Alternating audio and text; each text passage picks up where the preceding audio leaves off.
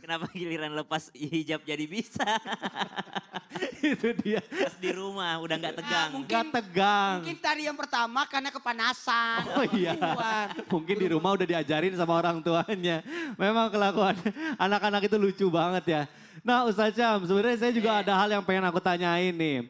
Apa sih hukumnya Ustadz kalau misalnya kita habis baca surat Al-Fatihah, terus karena mungkin mu'alaf atau mungkin keterbatasan ilmunya, akhirnya baca lagi surat Al-Fatihah gitu sebagai pengganti karena nggak hafal surat pendek gitu. Nah ini boleh apa enggak Ustadz? Mohon penjelasannya Guru, silakan. Baik, bismillahirrahmanirrahim. Tabai guruku Ustaz Maulana Habib Usman Mas Mikdad serta guru-guru kami yang dimulakan Allah Subhanahu wa taala. Al-Qur'an surah Al-Fatihah. A'udzu billahi minasy syaithanir rajim. Allah. Bismillahirrahmanirrahim.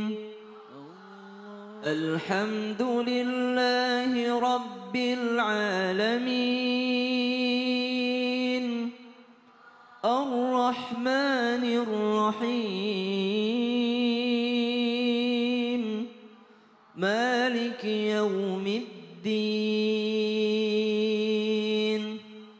Iyyaka na'budu wa iyyaka nasta'in.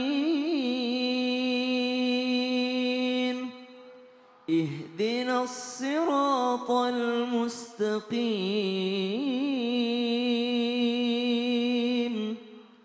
Siratal ladzina an'amta 'alaihim ghairil maghdubi 'alaihim waladdallin.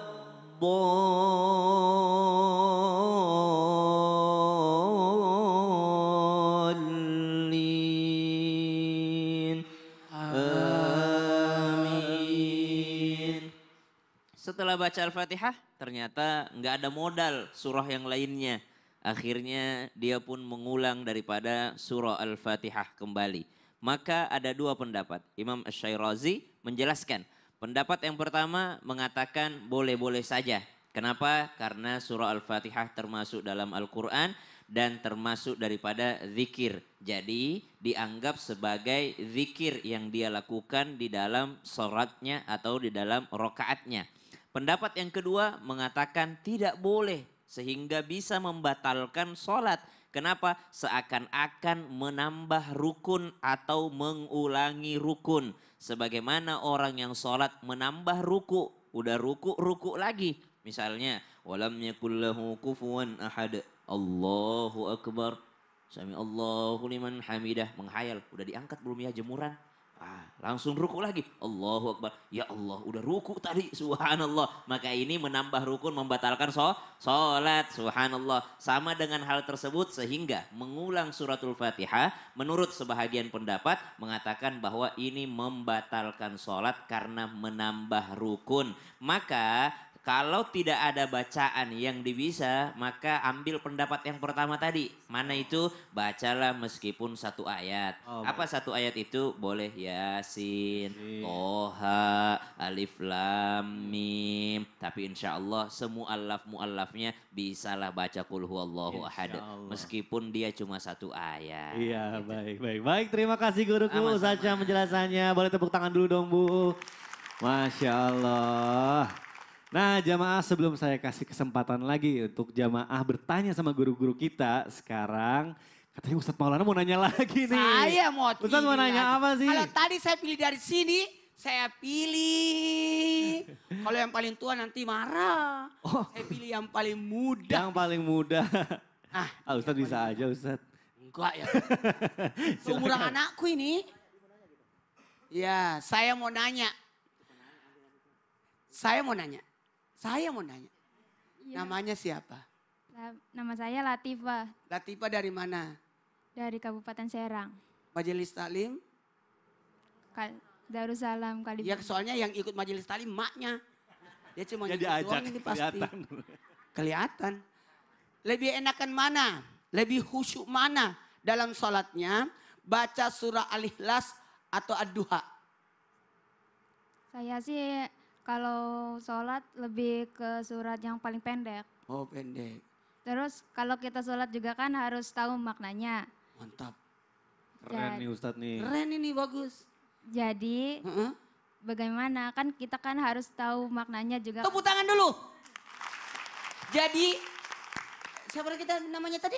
Latifah, Latifah. Latifah. Latifah. Ih, bagus juga namanya. Latifah. Ya. Latifah, Ustadz. Latifah ini lebih pilih khusyuk daripada panjangnya. Iya. Tepuk tangan dulu. Ibu, ada masalah? Enggak ada masalah dia. Izin Silakan, Habib Ustaz. yang sasam. Bismillahirrahmanirrahim. Coba perhatikan. Kalau kita salat di Masjidil Haram, itu imamnya hebat-hebat enggak? Hebat-hebat enggak? Ternyata di belakang imam itu ada beberapa orang, 3-6 orang yang habis Quran di belakang untuk jagain bacaan salat bacaannya imam. Bacaan Qurannya. Saking kehati-hatian. Padahal imamnya pasti doa bagus. Nah, pertanyaannya gimana kita ini salatnya? Maka bagus. Kalau memang untuk keusyuan, mending jangan ambil resiko. Tadi lihat nggak Ustaz Sam baca Al-Fatihah? Tadi lihat nggak? Ustaz Sam baca Al-Fatihah pegang Quran nggak? Pegang, takut salah. Karena saya se-Indonesia. Maka silakan untuk keamanan boleh-boleh saja. Ini amannya duduknya rapi. Tapi ini Bapak tidak aman karena naik satu. Tolong diturunkan. Ketahuan. Kedinginan. Merhatiin aja lagi Ustadz, ya Allah. Jamaah. Untuk demi keamanan. Saya rasa Ustaz Sam lebih kehati-hatian kalau surah-surah pendek yang dia baca. Karena jamaah pada hafal. Kalau habis Quran lebih hati-hati kalau surah yang masyhur. Yang orang pada hafal. Lebih baik cari surah yang jauh-jauh. Tapi resikonya kalau lupa PR kau. Nggak ada yang benerin. Nah, jawabannya bagus. Demi keusuhan boleh. Coba jamaah pernah perhatiin nggak kalau kita salat di Masjidil Haram. Bacaannya panjang dan semua pada nangis. Karena tahu kita nangisnya bukan karena paham. Tapi karena lama. Kan gitu kan. Padahal orang pada nangis karena tahu itu tentang kiamat. Lamanya. Beda. Maka untuk kehusuan bagus. Sebaiknya hadirkan hati. Kalau sholat. Sebaiknya pahami. Wah, Masya Allah. Sebaiknya kagum dengan apa yang dibaca. Ya. Sebaiknya kita memuliakan yang kita baca. Sebaiknya mohon izin hadirkan ketakutan. Hadirkan malu. Malu kalau itu terus bacaannya. Ya Allah, iya betul. Jadi Masya Allah ya, tema kita hari ini tuh mengajak kita supaya lebih berkualitas lagi gitu Lebih sholatnya. berkualitas sholatnya bukan asal-asalan sholat. Betul. Bukan hanya sekedar menggugurkan kewajiban. Ya. Tapi bagaimana kita memaknai sholat itu Wah, sendiri. keren banget. Ingat bukan melakukan sholat tapi mendirikan sholat. Masya Allah, boleh tepuk tangan dulu dong Bu buat guru kita Ustadz Maulana. Masya Allah, itu dia yang kita lupa mengikut sertakan hati di dalam sholat. Masya Allah. Baik jamaah, kira-kira masih ada yang mau nanya nggak sama guru-guru kita? Mau nanya langsung nggak? Mau nggak Bu? Wah masih mau. Mau nggak Bu bertanya? Ya udah kalau gitu kita masuk ke dalam segmen Tanya Dong Ustadz. Kami semua tanya dong Ustaz. Baik Ibu, Bapak yang mau bertanya boleh angkat tangannya. Biar saya nggak ragu pilihnya. Biar kapan lagi? Oh baik. Ya Bapak ini kasihan pingin banget nanti ya. Nanti ya tahan. Saya soalnya yang dulu-duluan nih silakan. Jangan yang ini ya, ini udah pelanggaran. Baik. Silakan Ibu. Assalamualaikum warahmatullahi wabarakatuh. Waalaikumsalam warahmatullahi wabarakatuh. Nama saya Siva dari Majelis Taklim Darussalam, Serang, Banten. Baik tepuk tangan dulu dong Bu. Buat majelis taklimnya luar biasa nih. Silakan Ibu. Izin mau bertanya ke Habib Usman. Boleh, silakan Ibu. Bagaimana kalau kita baca surat pendek, tajwidnya itu ala kadarnya? Karena emang hafalan SD, pakai logat daerah juga. Soal sholat kita gimana tuh Bib? Oh jadi Terima kasih. baik. Assalamualaikum warahmatullahi wabarakatuh. Waalaikumsalam warahmatullahi wabarakatuh. Baik terima kasih Bu. Ya, Maaf akhirnya. Bu. Ada logatnya. Ampun, Ustaz. Gimana Habib? Mohon dijawab silakan Habib. Bismillahirrahmanirrahim. Allahumma salli ala Sayyidina Muhammad wa ala ali Sayyidina Muhammad. Allah Subhanahu wa taala berfirman di dalam Quran surat Al-Muzammil ayat 4. Waratil Qur'ana tartila. Jadi baca Al-Quran itu dengan tartil. Di sini ulama berbeda-beda pendapat makna tartil. Tadi pertanyaan ibu, Masya Allah. Saya kalau baca Quran, apalan saya tuh kalau dari SD itu aja. Dan panjang pendeknya juga masih belum bagus. Atau logatnya adalah logat bahasa daerah. Gunakan bahasamu yang betul-betul sesuai dengan syariat agama. Bukan bahasa dengan bahasa daerah tapi diterjemahkan, bukan. Jadi surat itu dengan Al-Quran. Misalkan baca Al-Fatihah, dari yang tadi sampaikan Ustaz Syam, dari awal sampai akhir dengan menggunakan bahasa Arab. Bukan diartikan dengan menyebut nama Allah Subhanahu wa taala yang Maha Pengasih lagi Maha Penyayang, atau diartikan tidak. Atau dengan bahasa daerahnya, tidak boleh juga, tapi dengan bahasa Al-Quran. Nah, itu tidak jadi masalah. Atau baca Qurannya dengan bahasa daerah yang kebiasaannya. Nah, diperbaikilah makhorijul hurufnya. Jangan sampai kho jadi ha. Atau bismillahirrahmanirrahim. Jangan, nirahim. Ya kan? Betulin kalimat-kalimatnya. Jangan sampai salah kalimat. Itu yang pertama. Yang kedua, ketika seseorang membaca Al-Quran, ada yang namanya lahan al-khafi, yaitu kesalahan yang samar, yang tersembunyi. Panjang pendeknya. Nah, ini enggak rusak sholatnya. Kalau misalkan dia panjang pendeknya salah, masih tidak merusak sholatnya karena masih belajar. Atau juga lahan al-zaili, ini baru fatal. Ini membatalkan daripada yang namanya al-fatihahnya. Misalkan dia baca al-fatihah, tapi haknya digantinya sama hak besar. Atau dia baca kho diganti ha. Nah, inilah yang merubah. Kalau merubah ini berarti merubah bacaan, merubah arti. Salah. Jangan sampai kita membaca Al-Quran menggunakan kalimat-kalimat yang salah bacaannya ataupun salah hurufnya. Jadi hurufnya harus tartil. Ulama sepakat tartil di sini adalah pelan-pelan. Di dalam tafsir Ibnu Katsir atau di dalam tafsir An-Nuqatul Uyun, tafsir Mawardi, tartil ini pelan-pelan, tafakkur, tadabbur, berpikir, menghayati, memahami artinya.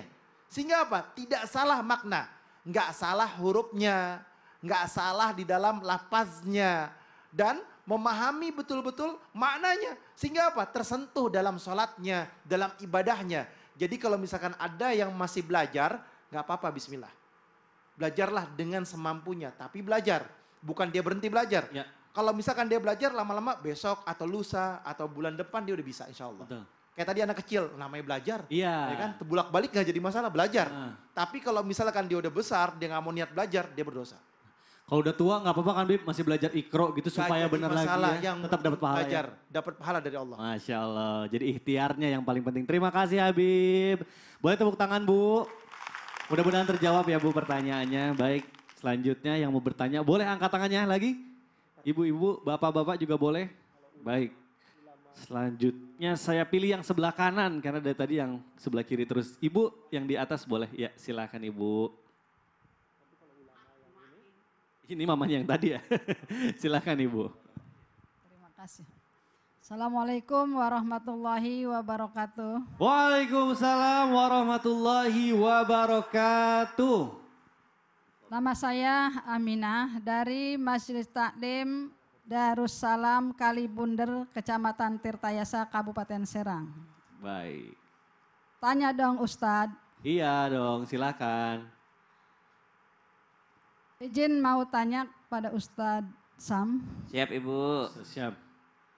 Kita kan sering atau kadang-kadang gak sering sih ya. Kadang-kadang kalau sholat yang harusnya rakaat pertama kedua itu pakai surat pendek. Tapi itu lebih rakaat ketiga, keempat gitu. Bagaimana sah atau sholat kitanya? Oh, Mohon rokat pencerahan. ketiganya baca surat pendek lagi, Terima rokat kasih. empatnya baca surat pendek lagi. Ya, Gitu ya Bu. Bagaimana itu sah apa enggak? Siap. Oke, Terima baik kasih. Ibu. Assalamualaikum warahmatullahi wabarakatuh. Waalaikumsalam warahmatullahi wabarakatuh. Ustaz yang boleh langsung dijawab aja silakan Baik, Guru. tapi guruku Ustaz Maulana, Habib Utsman, Mas Mikdad serta guru-guru kami yang dimuliakan Allah Subhanahu wa taala, Al-Qur'an surah Al-Mujadalah ayat 11. A'udzu billahi minasy syaithanir rajim. Allah. Ya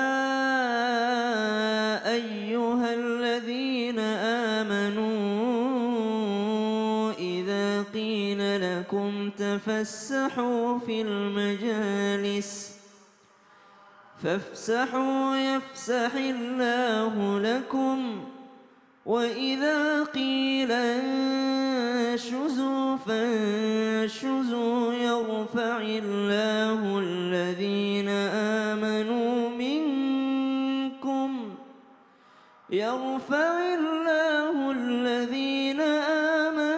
منكم والذين أوتوا العلم درجات والله بما تعملون خبير.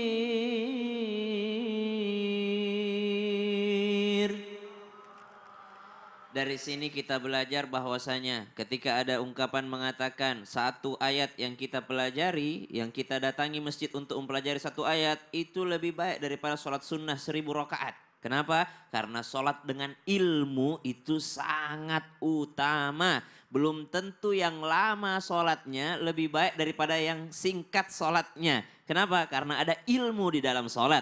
Rakaat pertama ketika kita sholat, ini bicaranya jadi sholat sendiri dulu ya Bu ya. Kalau sholat sendiri maka dia baca surah disunnahkan setelah surah Al-Fatihah. Rakaat kedua disunnahkan baca surah setelah Al-Fatihah. Usahakan ya rakaatin surah. Setiap rakaat satu surah maka baca surah pendek. Jadi 2 rakaat pertama. Rakaat 3 dan 4 maka tidak disunnahkan membaca surah. Jadi yang disunnahkan itu adalah rakaat 1 dan 2. Rakaat 3 dan 4 tidak disunnahkan membaca surah. Yang diperintahkan adalah membaca surah Al-Fatihah. Sholat sendiri. Bagaimana kalau menjadi makmum? Kalau menjadi makmum baik rakaat 1, 2, 3, 4 semuanya tidak disunnahkan membaca surah. Tapi disunnahkan mendengar bacaan imam. Kalau bacaannya terdengar seperti maghrib, isya, subuh. Tapi kalau zuhur asar, rakaat 1 dan 2-nya itu dia baca surah sendiri meskipun dia jadi makmum. Tapi rakaat 3 dan 4-nya tidak. Kecuali apa Ustaz? Kecuali makmum masbuk. Oh baik. Kalau makmum masbuk, Ya. dia tidak dapat rakaat 1, tidak dapat rakaat 2, dia dapatnya 3. Rakaat 3 misalnya. 3 dan 4, tapi Ya. sholat zuhur, maka nanti rakaat 3 dan 4-nya karena dia tidak dapat tadi yang di awal, maka dia membaca surah setelah surah Al-Fatihah di rakaat 3 dan 4-nya. Oh baik. Makmum masbuk. Jadi agak panjang penjelasan. Iya baik. Kalau dia terlanjur baca tidak membatalkan sholat. Tapi Baik. tidak dianjurkan oleh Tidak Nabi dianjurkan. sehingga kalau tidak disunnahkan berarti itu tidak berfaedah. Ya. Baik. Terima kasih Ustaz Syam. Masya Allah, boleh tepuk tangan dulu dong Bu. Mudah-mudahan terjawab ya Bu. Alhamdulillah. Baik, sekarang saya akan kasih kesempatan lagi. Yang mau bertanya boleh Bu angkat tangannya lagi atau Bapak? Wah, Bapak nih paling semangat nih. Tadi ibu-ibu terus. Ibu yang mana? Bapak mana? 1, Kayaknya- 2, 3 mana? Kalau yang ini gimana? Karena kakinya ngangkat tadi. Bapak silakan Bapak. Assalamualaikum warahmatullahi wabarakatuh. Waalaikumsalam warahmatullahi wabarakatuh. Perkenalkan, nama saya Haji Jainuddin dari Majelis Ta'lim Darussalam Kalibundar di Tirtayasa, Serang, Banten. Bapak Zainuddin MZ. MZ. M-nya apa? M-nya Bapak saya Munir. Z-nya? Jenab. Oh iya juga Oh sih. iya, bisa juga sih. Nggak salah sih. Boleh Pak, lanjutin Pak, silakan Pak. Izin bertanya kepada Habib Usman. silakan. Beb, saya dengar dari setiap pengajian-pengajian itu konon katanya bahwa Rasulullah SAW itu kalau di saat sholat itu punya surat pendek favorit. Kiranya Habib memberikan penjelasan kepada saya, kiranya surat pendek apa dan sholat apa saja. Terima kasih. Assalamualaikum warahmatullahi wabarakatuh. Waalaikumsalam warahmatullahi wabarakatuh. Pak Zainuddin MZ, terima kasih pertanyaannya. Boleh langsung dijawab oleh Habib Usman, silakan. Ustaz Maulana Ustaz Syam. Bismillahirrahmanirrahim. Allahumma salli ala sayyidina Muhammad wa ala ali sayyidina Muhammad. Ini nanya pendek-pendek. Kalau Rasulullah itu sholatnya biasanya panjang-panjang. Sholat subuhnya aja Rasulullah SAW itu baca surat bisa sampai 100 ayat. Paling sedikit 60 ayat. Dan kalau sholat zuhur, Rasulullah Shallallahu Alaihi Wasallam itu ketika sahabat berjalan ke Baki ada keperluan dan kembali lagi ke masjid, Rasulullah masih sholat. Jadi saking panjangnya Rasulullah sholat. Ketika zuhur, ketika waktu asar panjang. Waktu maghrib agak berkurang sedikit karena waktunya pendek. Dan ketika sholat isya lebih panjang lagi Rasulullah Shallallahu Alaihi Wasallam. Tapi ada kebiasaan Rasulullah. Ketika sholat isya, Rasulullah Shallallahu Alaihi Wasallam itu pakai surat Asy-Syams sama Al-A'la. Kalau sholat isya. Tapi ada riwayat juga menjelaskan surat Ad-Duha dan Al-A'la. Jadi boleh menggunakan surat itu untuk surat pendek ketika waktu sholat isya. Ketika waktu sholat subuh, Rasulullah pernah menggunakan Al-Falaq An-Nas. Tadi Ustadz Maulana sampaikan, lagi buru-buru mau syuting, baca sholatnya surat pendek. Kalau Ustadz Sam surat panjang, kalau Ustadz Maulana surat pendek. Al-Falaq An-Nas boleh. Jadi kalau misalkan mau pendek, Al-Falaq An-Nas. Tapi Rasulullah Shallallahu Alaihi Wasallam ini dalam fikih sunnah Sayyid Syabik. Jadi kalau misalkan Rasulullah Shallallahu Alaihi Wasallam itu juga membiasakan, melazimkan kalau sholat sunnahnya itu baca kuliah ayyuhal kafirun dan surat Al-Ikhlas. Jadi kalau misalkan mau zuhur baca surat pendek juga boleh.